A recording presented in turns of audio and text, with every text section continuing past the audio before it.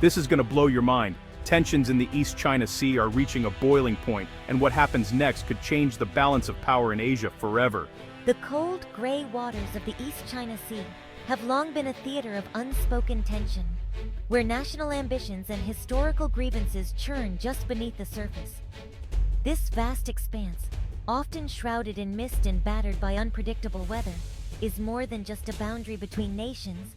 It's a living reminder of unresolved disputes and the fragile peace that holds them in check. Every wave seems to carry echoes of past confrontations, and every sunrise brings the possibility of a new standoff. On a recent morning, a Japanese Coast Guard vessel patrolling near the Senkaku Islands, administered by Japan but claimed by China, was shadowed by a larger Chinese ship. The two vessels moved in tense proximity, their crews fully aware that a single misstep could have far-reaching consequences. The rocky outcrops of the Senkakus, seemingly insignificant, have become a flashpoint for national pride and strategic control. The radio crackled. "You are in Chinese territorial waters. Leave immediately." The message, delivered in a firm and unwavering tone, cut through the static and silence, heightening the tension on board. For the Japanese crew, these words were both a challenge and a warning, underscoring the seriousness of the encounter. The Japanese captain calmly asserted Japan's sovereignty, responding with equal resolve. His voice was steady, but the atmosphere on the bridge was electric with anticipation. The standoff was a stark reminder of how quickly things could escalate from words to action, and how every decision in these moments carries immense weight. This was just the latest in a series of such encounters, as Chinese vessels have steadily increased their presence, testing Japan's resolve. Over the past year, these incidents have become more frequent and more brazen, with Chinese ships lingering longer and venturing closer to Japanese-administered territory. Each encounter adds another layer to the growing sense of unease in the region. Analysts call this a gray zone strategy, changing the status quo without firing a shot, normalizing China's presence for future leverage.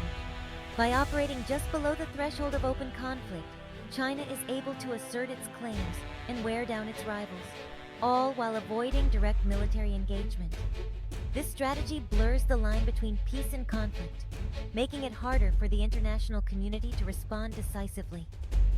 For sailors on both sides, it's a nerve-wracking dance, with the risk of collision always present. Every maneuver is scrutinized, every signal analyzed, as both sides try to avoid a mistake that could spark a larger crisis. The tension is palpable, and the psychological toll on the crews is immense, as they remain on high alert for hours or even days at a time. International news quickly picked up the incident, highlighting the fragile security balance in East Asia. Headlines flashed across screens worldwide, and experts debated the implications for regional stability. The world watched closely, aware that what happens in these waters could have ripple effects far beyond the region. The world was reminded that the region's peace is precarious, and the potential for conflict is real. As military aircraft patrolled overhead and leaders issued carefully worded statements, the sense of uncertainty deepened. The East China Sea, once a distant concern for many, was now at the center of global attention. For Tokyo, this was more than a headline. It was a wake-up call. The government convened emergency meetings, and the public followed every update with growing anxiety. The incident forced policymakers to confront the reality that the status quo could no longer be taken for granted. The old era of security assumptions was over. Japan's leaders realized that the familiar patterns of deterrence and diplomacy might not be enough to guarantee safety in the face of a more assertive China. Japan now faces a new reality. China's rise is a military and geopolitical challenge that demands a fundamental reassessment of defense. The nation must adapt quickly, strengthening alliances, modernizing its forces, and preparing for a future where the balance of power in East Asia is anything but certain. For over 70 years, Japan's identity has been shaped by its pacifist constitution, especially Article 9, which renounces war and limits military forces. This stance, born from World War II's devastation, allowed Japan to focus on economic growth and global influence through soft power. The self-defense forces were strictly limited, and combat missions abroad were unthinkable. But the world changed. North Korea's nuclear threats and China's military rise challenged Japan's security assumptions. Voices in Tokyo began arguing that strict pacifism was no longer sustainable. Japan needed to contribute more robustly to its own defense. The debate now centers on what kind of military Japan needs, not whether it should have won. This evolution is less about militarism and more about adapting to a dangerous neighborhood where passivity is a liability. Japan's push to modernize its military is deeply rooted in its unique geography, its economic vulnerabilities, and the growing anxiety over China's rapid military expansion. As tensions rise in the region, these factors are becoming more intertwined than ever before. As an island nation, Japan is strategically positioned along some of the world's most vital sea lanes. These maritime routes are the arteries of Japan's economy. Any disruption, even temporary, could have devastating consequences for the nation's prosperity and daily life. Nearly all of Japan's energy imports, including oil and natural gas, must pass through contested waters like the South China Sea. This heavy reliance on foreign energy makes Japan especially vulnerable to blockades or maritime conflict, threatening everything from industry to household electricity. China's growing anti-access and area denial capabilities, including advanced missile systems and naval power, directly threaten these crucial lifelines, raising the stakes for Japan's security planners. The rapid modernization of China's military, with its cutting-edge warships and sophisticated missile technology, represents not just a regional challenge, but an existential threat to Japan's way of life and its economic future. News reports frequently highlight how even rumors of maritime insecurity can rattle Japanese markets, sending shockwaves through the business community and causing investors to worry about the nation's economic stability. A recent government report warns that any significant disruption in the South China Sea could trigger a severe recession, with ripple effects felt across every sector of the Japanese economy, from manufacturing to finance. This stark economic reality is now pressuring Tokyo to invest heavily in strengthening its navy and coast guard, ensuring that Japan can protect its sea lanes and maintain the flow of vital resources. Today, the drive for economic survival is just as important as countering military threats. Japan's defense buildup is no longer just about national security, it's about safeguarding the nation's economic future and the livelihoods of its people. The stakes are higher than ever, as economic survival and national security have become inseparable in the minds of Japanese leaders and citizens alike. In this new era, Japan's defense strategy is shaped as much by the need to protect its economy as by the need to deter military threats, a reality that is redefining the nation's future. Japan's new national security strategy marks a historic shift, acquiring counterstrike capabilities for the first time in its post-war history. This is not just a policy update, it's a fundamental transformation in how Japan views its own security and role in the region. Now, for the first time, Japan can strike enemy bases if an attack is deemed imminent, a monumental change from its purely defensive past. This new approach means Japan is no longer waiting to be attacked before it can respond. The proliferation of advanced missiles in the region, especially from neighboring countries, means that passive defense is no longer enough to guarantee safety.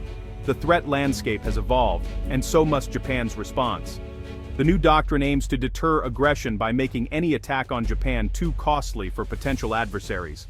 By demonstrating the ability to retaliate, Japan hopes to prevent conflict before it starts. Officials insist these new capabilities remain defensive and within constitutional limits, but it's a major reinterpretation of Article 9, which has long symbolized Japan's pacifist stance. Political debate was fierce, with strong opinions on both sides, but mounting external threats and public concern ultimately pushed the policy forward. Defense analysts say Japan is moving from passive defense to active deterrence. If you can punch back, your opponent thinks twice before making a move. This shift is about changing the calculus of potential aggressors. Acquiring Tomahawk missiles and developing long-range systems sends a clear message. Japan will no longer be a passive observer in its own security. These new tools enhance Japan's ability to respond quickly and decisively. This doctrine reshapes the Indo-Pacific security landscape, signaling to allies and rivals alike that Japan is ready to take a more active role in regional stability. Japan's shift is about survival, not aggression. It's a response to a changing world, where threats are more complex and unpredictable than ever before. The era of relying solely on the US for security is over. Japan is stepping up, taking greater responsibility for its own defense and for the peace of the region. Central to Japan's new defense is fortifying the Nansei Islands, stretching from Kyushu to near Taiwan. Once lightly defended, these islands now host a network of missile bases, radars, and military outposts. Yonaguni, just 110 kilometers from Taiwan, now monitors Chinese movements. Ishigaki and Miyako bristle with anti-ship and surface-to-air missiles. The buildup includes new runways, depots, and upgraded surveillance, creating a layered defense that denies surprise. The goal is to make the Miyako Strait and surrounding waters too dangerous for hostile navies. This strategy leverages geography and technology, not sheer numbers, to block Chinese expansion. Local communities are divided, but Tokyo sees these bases as essential to national security. The first island chain is now a formidable barrier. The US-Japan alliance is evolving into a tightly integrated partnership, with Japan taking a leading security role. Joint command structures and real-time operational planning now allow seamless coordination in a crisis. Shared intelligence, joint exercises, and co-developed missile defenses deepen the alliance. Japan's acquisition of US Tomahawks and F-35s boosts interoperability. Japanese and US forces can refuel, rearm, and fight as one. This sends a powerful deterrent signal. An attack on one will trigger a unified response. Trilateral exercises with the Philippines and others expand this network. US officials call it genuine interchangeability, a new level of partnership. The alliance now underpins regional security and elevates Japan to a full-fledged security partner. This transformation is aimed squarely at countering China's influence. The Indo-Pacific security architecture is being fundamentally reshaped. From Beijing's perspective, Japan's military resurgence is provocative and alarming. Chinese officials invoke history, warning that Japan is using the China threat to justify remilitarization. Every Japanese move, fortifying islands, acquiring missiles, is seen as a direct threat and part of a US-led encirclement. The PLA Navy's access to the Pacific is blocked by Japan's new missile batteries. Japan's long-range missiles are viewed as destabilizing, regardless of Tokyo's assurances. China's response is to accelerate its own military buildup and denounce Japan's actions as dangerous. Official rhetoric frames Japan as disrupting regional peace and ignoring the lessons of history. How would Japan respond to a Taiwan or South China Sea conflict? It can't afford to be a bystander. A conflict over Taiwan would directly threaten Japan's security and sea lanes. Under new laws, Japan would likely provide intelligence, logistics, and base access to US forces, while defending its own territory. Direct combat would only occur if Japanese territory or forces were attacked. The Philippines plays a similar role, with Japan providing support and training. Japan's red line is clear. An attack on its territory triggers a military response. Otherwise, Japan's role is support, deterrence, and upholding the international order. Its involvement is measured, but its commitment to regional stability is unmistakable. As 2025 ends, the Indo-Pacific faces rising tensions and new weapons, but conflict isn't inevitable. Japan's strategy is to deter war by making aggression too costly, while building alliances for stability. Equally vital is diplomacy, keeping channels open with China to manage crises and prevent miscalculation. Military hotlines, regular talks, and maritime safety protocols are essential tools for peace. Japan's support for partners like the Philippines strengthens a network based on shared values and the rule of law. These alliances build resilience, not provocation, and ensure no single power dominates the region. Deterrence provides the shield, diplomacy offers the path forward.